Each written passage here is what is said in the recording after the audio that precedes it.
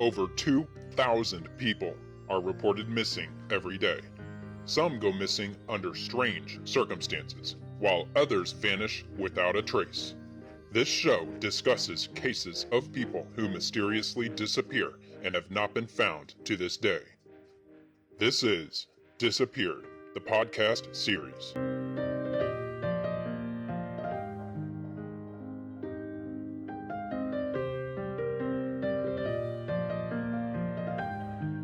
Hello everyone, and thank you for listening to Disappeared, and in this episode I am getting into the case of Michele Miscavige. I first heard about Michelle's case a few years ago, and the other day I was listening to one of my favorite podcasts, which featured a guest who brought up Michele. So I looked further into Michelle's disappearance, and I just couldn't pass it up. Michele is the wife of the leader of the Church of Scientology, David Miscavige. It is difficult to technically call this a missing persons case because the police do not appear to be actively searching for her. Her husband has not reported her missing and assures the public that she is not missing, but instead working for the church behind the scenes. However, she was reported missing multiple times over the past several years, most notably by actress and friend Leah Remini after she left the Church of Scientology in 2013. So, at first, I wasn't going to do the case, but as I skimmed some articles about Michele, I kept coming across troubling information. For instance, it's not been confirmed that Michele has been seen by anyone in the past 10 years. Now, I've seen interviews regarding Scientology, as well as the amazing 2015 documentary Going Clear, Scientology and the Prison of Belief. This film is frankly a very shocking documentary, and it reveals a very disturbing insight into the church from former members, some who are famous individuals. So, I've seen my fair share of Scientology controversies, and if others have seen what the church has done in the past, you may also see that it wouldn't be difficult for the church to make someone disappear, even the leader's wife. I think that if she isn't missing, then she is certainly being held captive by the church. They do have a history of insisting people physically remain on church property, and if their members leave against the church's wishes, they have been known to stalk their members as well as past members. But anyway, I will try to stick to Michele's case and not trail off into the inner workings of Scientology. I don't want to fall into the rabbit hole of Scientology itself, at least not more than I have to. Otherwise, the podcast will drag on for 8+ hours. You could probably launch a whole podcast series based on Scientology itself. But I would advise against that since the church has a history of harassment, stalking, and other aggressive behavior toward those who oppose their mission. But from time to time, I may have to get a little into some information about the church, so we'll see. Michele grew up in the Church of Scientology, and on December 30th of 1982, she married David Miscavige, who was a fellow Sea Org member. The Sea Org, by the way, is a division within the church. In 1986, the founder of the church, L. Ron Hubbard, died, and in the same year, David took over the church. Michele rose through the ranks during this time and became a top church executive. They lived at the, quote, Int base, end quote, which is a 500-acre compound near Hemet, California. During mid-2005, Michele and David were observed arguing over responsibilities at their compound. According to Vanity Fair, Michele botched a reorganization project for the Sea Org and was fighting with her husband over how to restructure the organization. Shortly after the argument, Michele disappeared. The last time she was ever seen was in mid-2007 when she attended her father's funeral. She was escorted by what can best be described as Scientology guards. Actress Leah Remini filed a missing persons report on Michele with the Los Angeles Police Department, and they looked into the matter. They interviewed Leah, but ultimately closed the investigation, saying that Remini's report was, quote, unfounded. I'm sure the church had no trouble shutting that investigation down. But I imagine they had to have interviewed Michele's husband, David, at some point. Perhaps he showed them a, quote, recent photo, or maybe the police just took his word that Michele was not missing. According to ABC News, the LAPD closed the case just hours after Remini filed the missing persons report. In the following years, Leah filed 12 different records requests to find out what exactly the LAPD did to try to locate Michele. Of course, the police have not cooperated. The only response they made was, instead of handing the report over to Leah, they leaked information to reporters who said the police simply told them they checked on Michele and closed the case. That's it. Leah did finally receive a written response to her 12 requests. A link to the letter can be found in the description below. An organization by the name of the Underground Bunker on TonyOrtega.org posted an article which contains the letter sent to Remini by the LAPD. The Underground Bunker states that they reached out to the LAPD and did get a response. The LAPD explained that 2 of their detectives did make contact with Michele, and she said she didn't want to make a public statement. They then asked the LAPD if church officials were standing with her at the time, and they replied with, "That's classified." The person in the LAPD they spoke with is Lieutenant Andre Dawson, who retired in 2015, and has appeared in Church of Scientology flyers numerous times, describing him as a featured speaker at events. Well, that sounds a little shady, doesn't it? No wonder he told the Underground Bunker that's classified. Anyway, the Daily Mail reports that Michele has recently been spotted twice by a couple who lived near the compound, but those who claimed to spot Michele took no photos of her. In December of 2015, they claimed they saw a woman near the Twin Peaks Scientology compound in Crestline, California, at the Lake Drive hardware store. Michele was said to be smaller and thin, and she resembled a drug addict or a homeless person, and she was being escorted by 2 men. The same anonymous source reportedly spotted the same woman in April of 2016 at the Goodwin & Sons Market, which is located not far from the hardware store, being escorted by 2 different, younger-looking men. Personally, I wonder if anyone requested the surveillance footage from either store around the time they spotted Michele.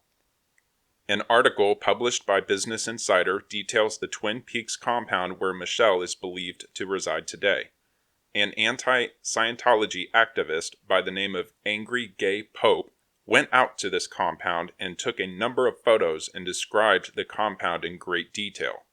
He was unfortunately unable to gain access, but the compound seen from the outside is quite alarming.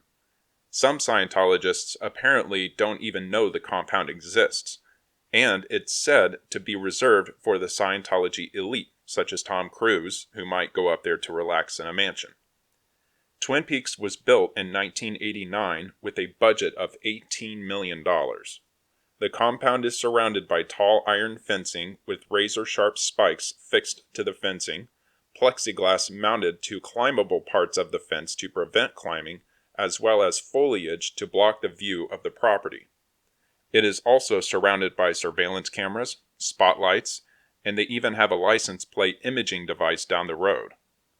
Strangely, the spikes on the fence used to face outward, but they now face inward, suggesting they are trying to keep people inside the property.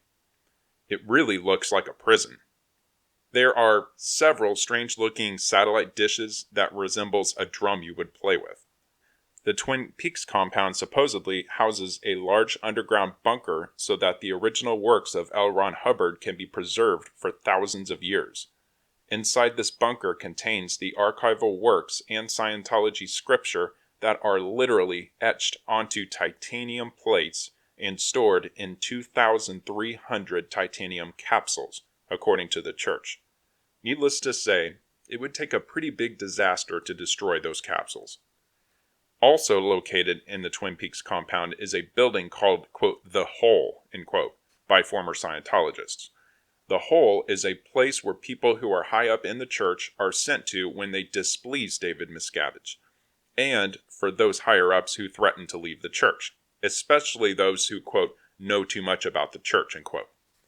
People were sent there for years, not days, and in the Hole, the conditions are said to be horrible. Bars are on windows, bars are on doors, and a security guard is guarding the door 24 hours a day. People had to eat what is described as slop.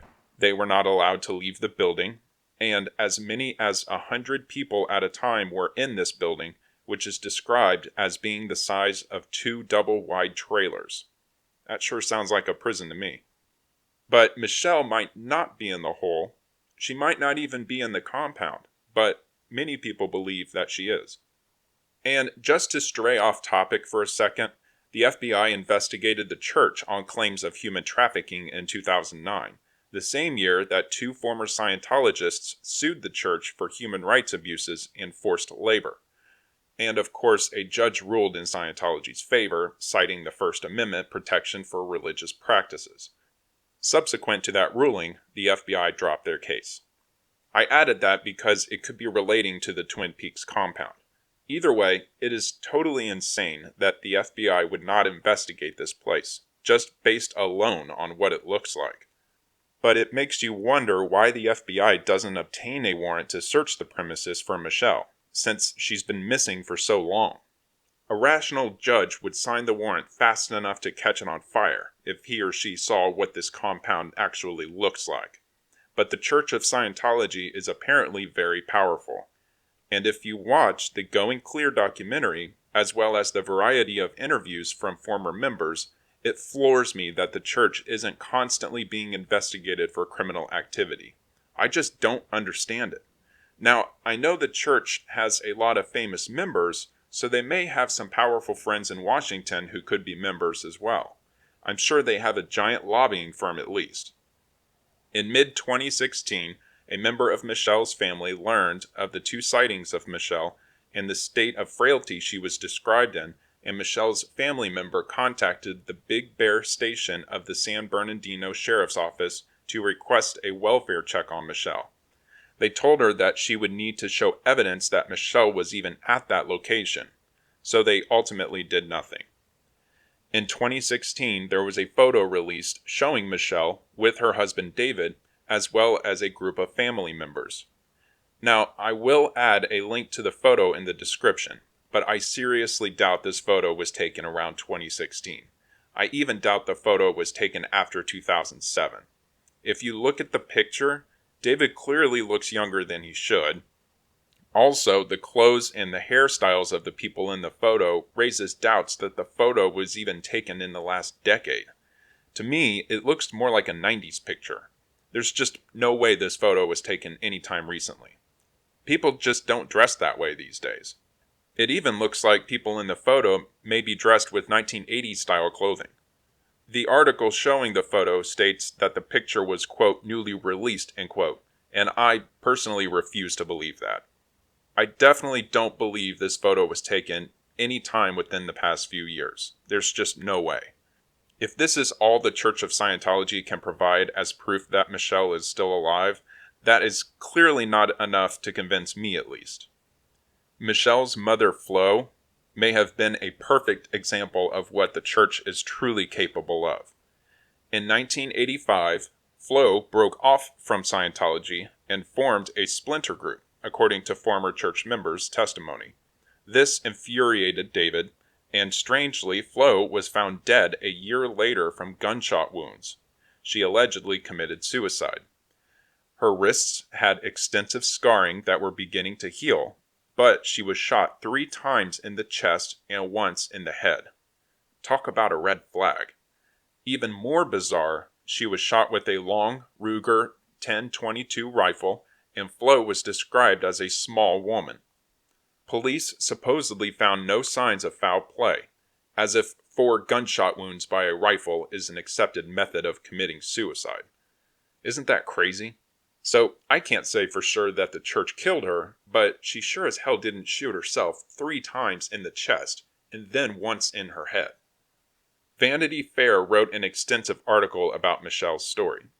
In the article, it explained how aggressive and abusive Michele's husband David would get towards staff members, and the people he assaulted would never think to strike back, knowing David's power and his ability to cast them out of the religion, or send them to the hole. Nobody claims he assaulted Michele, but she would be a rare exception if he never laid a hand on her. Their relationship was strange. Sources said they slept in different rooms, and they had a boss and underling relationship when they were observed by others. They never kissed, they never held hands, or even touched each other. When Michele disappeared, the excuse given was that she was on a special project. To this day, David has not said a word publicly regarding his wife's whereabouts. And what kind of special project would keep the leader of Scientology's wife completely consumed for 10 straight years anyway? Nobody at all can say they've seen her for the past decade. If she were gone for a year, then sure, that's believable. But 10 years?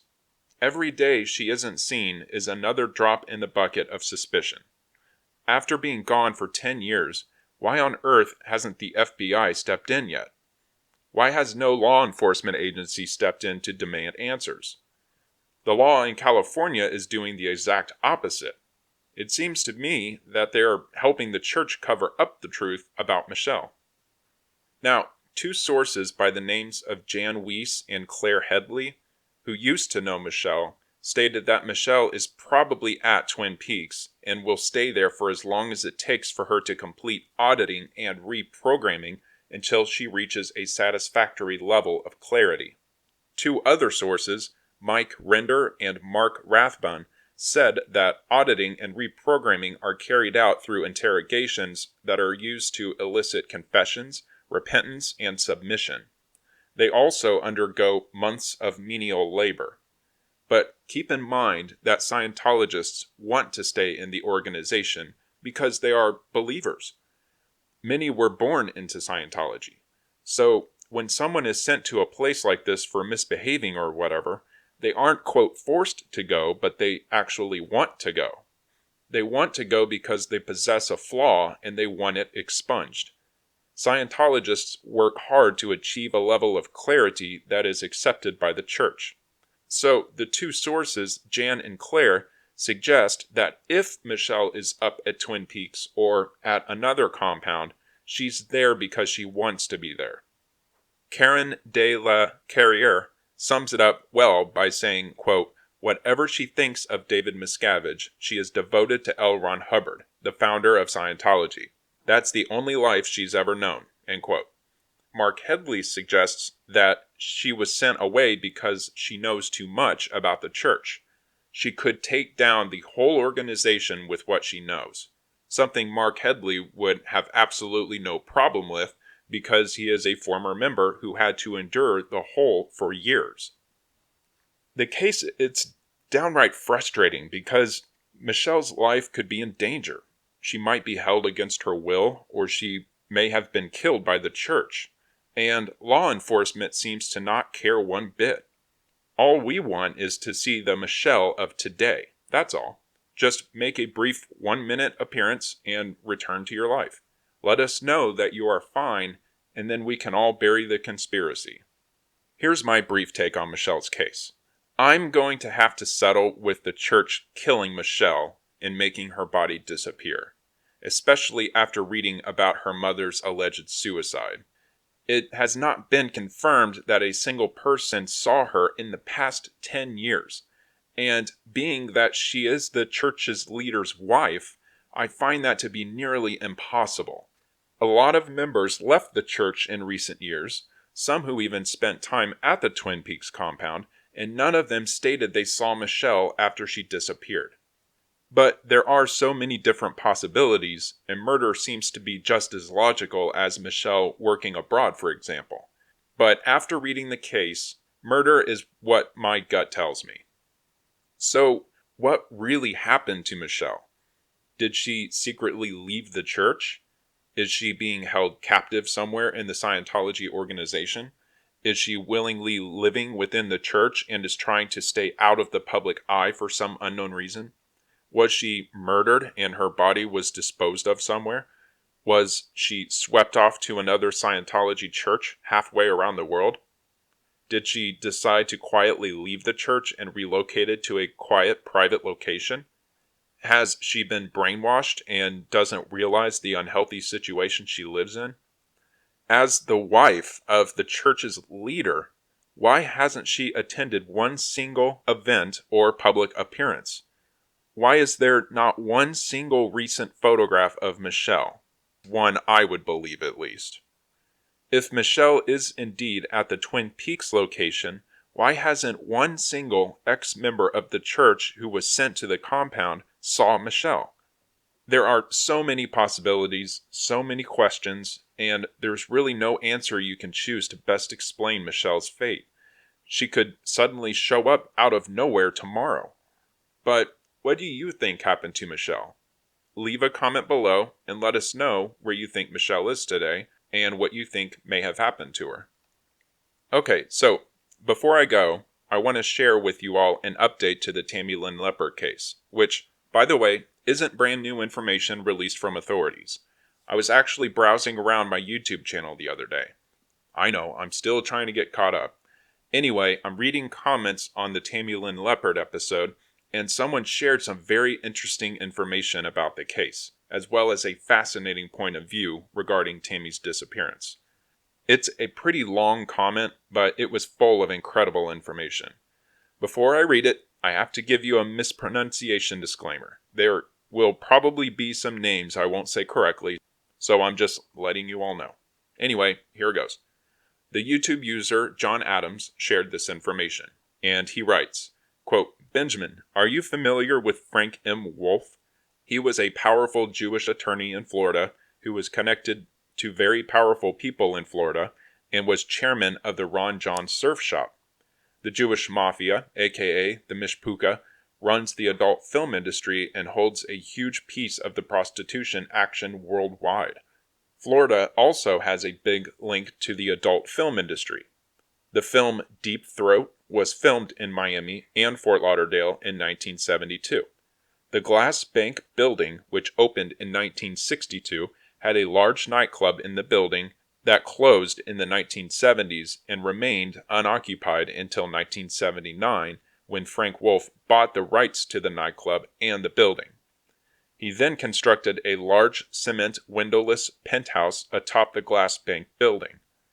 I have seen photos of this place on the inside. It was a pleasure palace complete with a private entrance via the nightclub's former service elevator. Frank Wolf knew Tammy. He couldn't have not known her. Frank was the chairman of Ron John, and Tammy was an aspiring bikini model who was famous in Cocoa Beach.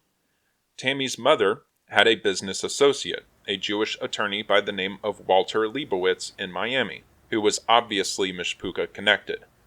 Meyer Lansky, who was the capo di tutti capo of organized crime, lived in Miami and died in January of 1983, a couple of months before Scarface began being filmed.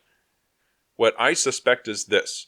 Tammy had probably been sexually molested for years, most likely by very powerful men in Cocoa Beach, and her mother, Linda, had no choice but to allow it. Remember, she wanted Tammy to make it in Hollywood someday, and child molestation would be to such a woman a small price to pay for fame. And just to make a quick side note, that seems more logical than ever, given the news that keeps breaking from Hollywood, with the casting couch and all the actors, and comedians, and even politicians now who continue to be accused of sexual assault today. So anyway, moving on. Frank Wolf had to have been a sex hound. The inside of his penthouse was glorious, and no man would build such a place. If it wasn't to impress friends, it was at least made to impress women particularly. Frank would have been 51 in 1983, and was in the peak of health, according to most. If you think that a wealthy 51-year-old man wouldn't be picking up every piece of tail he could, then you don't know men. My scenario of Tammy's death goes this way. Tammy was likely involved in porn movies and or prostitution and had been for some time, working under assumed names. This would be the connection between Sean S. Cunningham, aka the movies Friday the 13th, Spring Break, etc., and the locals. Tammy, in July of 1982, after Spring Break wraps, was 17 years old, and goes to this party where she is likely with her pimp, or a manager, or someone to that effect, and she was brutally used, and likely was given quite a bit of drugs, possibly hallucinogenics such as LSD. Following the party, she returns home, completely shattered, but her mother, who looks at the whole thing as the price of fame, ignores it. Tammy is likely too young to really understand what's happening. The heavies she was with have told her that if she says one word, It's curtains, and she knows it. Likely, they leave her alone, but keep tabs on her. Then, in March of 1983, she just turned 18 and is ready for the big time. Scarface. She goes to Miami. Likely her manager or some heavies down there knows who she is, and she's likely being forced to turn tricks or do other things while there. She breaks down on the set of Scarface, and the so-called friend Walter Leibowitz confronts her and sends her home. At this point, Leibowitz likely alerts Frank Wolf and the others that Tammy could blow the lid off of the entire scene, the underage girl sex parties, dope, whatever. Wolf watches her closely. Then the breakdown happens and she goes to the hospital. That's the breakdown that she had at her house where she shattered most, if not all, of the windows in her house and was sent to the hospital just after that episode. At this point, word gets around that if she talks, then it's potentially an FBI case. The night of July 5th, shortly after her release, Tammy meets her friend Rick Adams and breaks down to him, telling him that she'll be going away for a while. She knows that if she doesn't get the heck out of Florida or go to the FBI, it's over, but she's too scatterbrained and scared to talk to the FBI, so she attempts to run. The next day, she gets an idea to run to Fort Lauderdale. Likely from there, she plans to go to Miami and get on a plane for California or somewhere. She's running, so she takes nothing. Fast forward to July 6th. Tammy gets Keith to take her to Fort Lauderdale, but I believe Keith is involved with her murder, so instead he is taking her to Cocoa Beach. He drops her off outside the glass bank and she walks over to the Exxon and makes some phone calls. According to some, he comes back and picks her up or someone else does. Some say she was also seen near Ron John that day. At some point, either Keith comes back and takes her somewhere or somebody else does. The scenario afterward goes something like this. Whoever she is taken to see, she somewhat trusts, which could be Frank Wolf or someone else, but it's a false sense of security. Likely she's drugged and then she's murdered. Was she murdered at Wolf's penthouse or at a place nearby? I assume she was, unless she was flown out of Cocoa Beach. It was nearby because her disappearance suddenly seems to show that. Her body is disposed of, and that is how the cookie crumbles. The glass bank was wrecked by the 2004 hurricane, and it was debated over the next 10 years as to what would happen to it. Finally, in 2014, it was condemned and Frank Wolf kills himself. Some say he was distraught about losing his penthouse, but I say to you that if Tammy was buried nearby or on the site of the glass bank, there were other secrets of Wolf's in that penthouse. He wanted to be dead so that nobody would come to light when the wrecking balls began swinging, end quote. And that's the end of the comment. John Adams also shared a webpage detailing the history of the glass bank, which, again, is the parking lot where Tammy was last seen. I put the link in the description below. A huge thanks goes out to John Smith for taking all that time to share that information. But wait a minute. Here's another YouTube comment I found in the Tammy episode. There is some information the user Fatboy shared regarding Tammy. The user Fatboy writes, quote, "What I find strange about this case is the fact that allegedly, just before Tammy went missing, she had a meeting with a detective from, I believe, the Rockledge Police or Cocoa Beach. Supposedly, she never discussed any of the threats with the detective at the time of her meeting. Tammy was supposedly from a highly dysfunctional family, including an overpowering mother who was a stage agent. Supposedly, one of the siblings said they thought the mother killed her and buried her in the backyard, or something to that effect. The strange part lies in newspaper articles. Even as much as 3 to 4 years after her disappearance, the police detectives really had no concerns and were confident that she had just run away and left. And supposedly the records on this case have been sealed. I almost have to draw two conclusions. Either she went into witness protection, which I find highly unlikely, or in her meeting with police, she made it clear she wanted to disappear, which is apparent according to her psychological evaluation just days before. At some point in the past, I pulled up threads where a person supposedly knew her. They claimed they saw her 2 years later and that she had been involved in some kind of prostitution. I believe some of the articles even insinuated she was involved with some kind of Saudi prince harem type thing. Those threads may still be there, but I haven't been able to find them. I'm pretty confident that you can pull up newspaper articles from Today newspaper from several years after her disappearance, and the police really have no concern. And 3 to 4 years after her disappearance, they remain confident that she just left, which makes you wonder. And I find this story interesting because I grew up 1.5 miles from where the place was where she disappeared, but I believe she didn't always live in Rockledge. I think she lived in Merritt Island, and since I was living out of the state at the time, I never even heard of this case until about 3 years ago. It's already been established that Tammy made several phone calls to her aunt's business in Cocoa Beach from the gas station across from the Glass Bank. And the Glass Bank can be seen on YouTube as it was demolished a few years ago. The Glass Bank owner committed suicide in the parking lot after a hurricane damaged the building, which forced him to move. Tammy supposedly has a sister she never knew named Suzanne, who was given up for adoption and who grew up in Orlando. There used to be photos on Google showing the slab and the bolts on the ground at the gas station where the phone was where Tammy made her last phone calls. End quote. And that's the end of Fatboy's comment. Thank you for taking the time to share all that information. That's awesome you took the time to submit that comment. So thank you for that. Okay, and I have 2 more quick notes from users. The YouTube user LaDonna mentioned that Tammy was the typical age when schizophrenia starts to set in, which is indeed true. On schizophrenia.com, you can find a line graph which shows that the age of 20 is the most common age where women begin developing schizophrenia, and Tammy was pretty close to the age of 20. I added a link to that page in the description. Another user, Rolo555, says that Tammy perhaps caught a ride somewhere soon after being dropped off, she got out of the area, and she may have killed herself. And if the body was found, she is now listed as a Jane Doe. And I think that's a great point too. And during the days before the internet, I'm sure it was relatively common for deceased individuals to show up in morgues far away from where they originally lived, and they therefore would have been listed as Jane Does. This is definitely a good possibility. Okay, that's all I have for now. It honestly made my night when I came across these comments. Thank you all for sharing your views and information.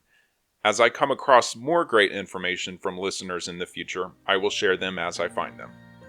And that concludes the show. If you have a missing person case you would like to hear about, leave a tip in the comments below. You can visit the Disappeared website at disappearedseries.weebly.com for more information, as well as free downloads of the podcast. Thank you so much for listening, and until next time, stay safe out there.